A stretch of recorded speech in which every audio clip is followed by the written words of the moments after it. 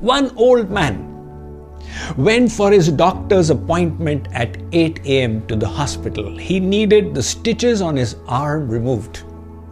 He requested if he could be moved up in the line because he had a subsequent appointment at 9 a.m. The doctor agreed and asked him, "Is the second appointment also a medical one?" "No," he said. "I need to meet my wife for breakfast. We have been having breakfast together since the last 50 years. The doctor was impressed and asked how his wife was doing. He said, "She's got Alzheimer's and she will really not recognize who I am." "Is that so? And yet you wish to keep your appointment with her?" "Yes, because she may not know who I am, but I do.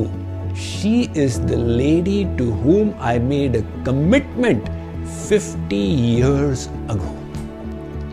Now here was a marriage partner who was willing to accept his spouse for what she was, what she is, and what she will be. It may not be possible to get such an ideal supporting partner who will dance in the rain with you, but let's see how close we can get to it.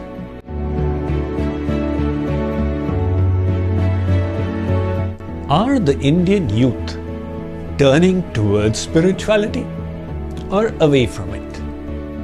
This is a question that people often ask. And the demographics of this YouTube channel provide us an inkling into the answer. YouTube informs us that age-wise, the segment with the maximum viewership is between 18 and 24 years. Now that is amazing.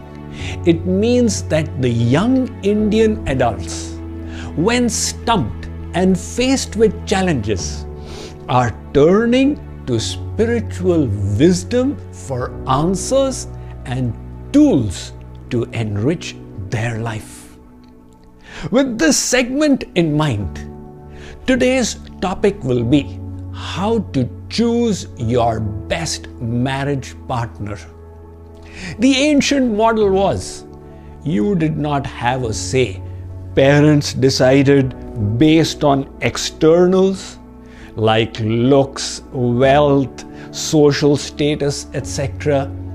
But that was like getting a lottery ticket because you didn't know if the other person was really suitable for you or not.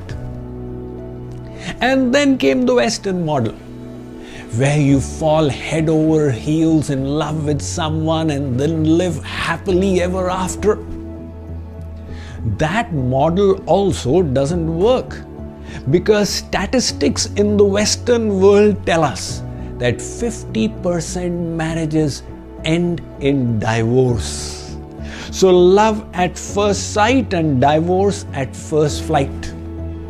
Now remember, marriage is meant to be a lifelong commitment, and that is why you need a better discriminatory model to choose your best partner. So the first point then, try and find someone who is a lover of God. Such a person is least likely to be drinking, to be smoking, to be gambling, to be engaging in illicit relationships.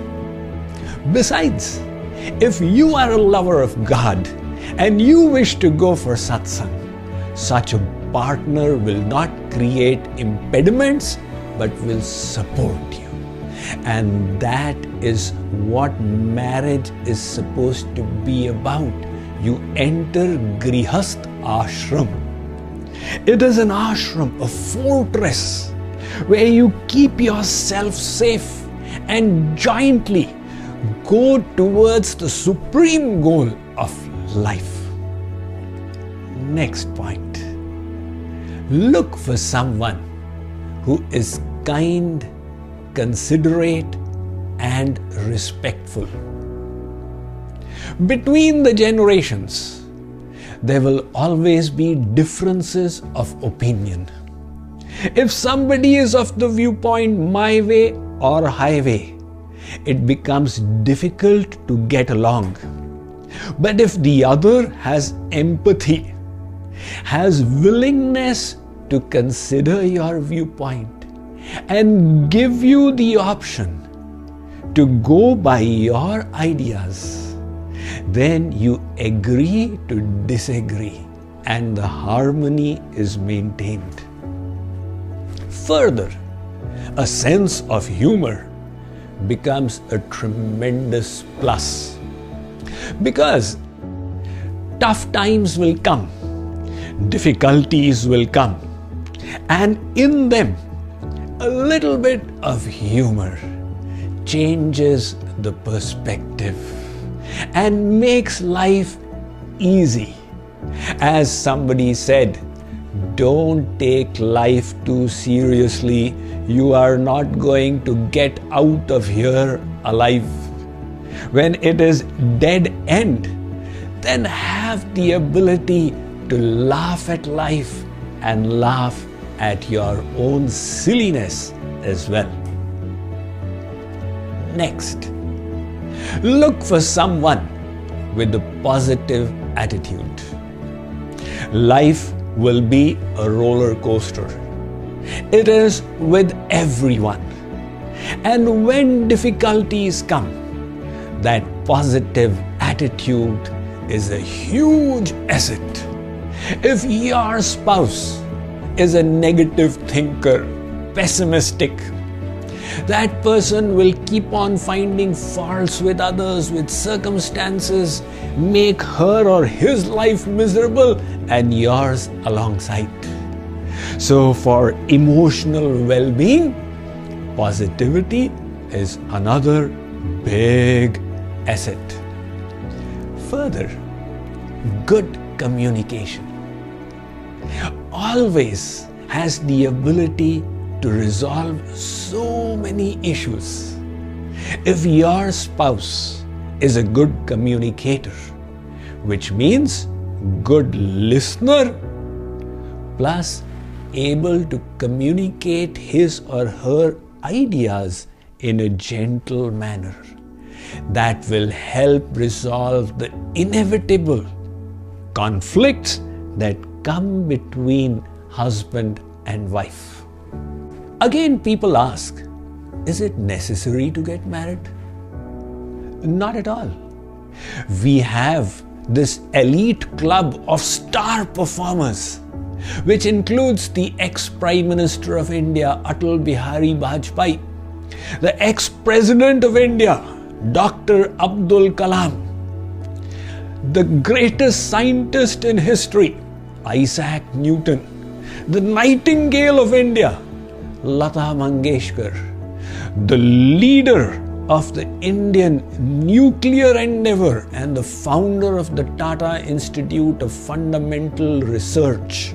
This was Dr. Homi Bhabha.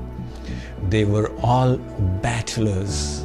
So if you decide that the work is really important to you and you wish to utilize your energies and your time more focused upon the work that you love, you don't need to get married.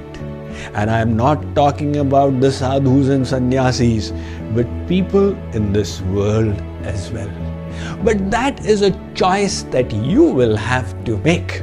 So whatever you decide, remember, this is an important decision of your life. So stop, pause, think, analyze your goals, values, priorities, and with these few points in mind, reach your best decision. From my side, my best wishes for your successful life.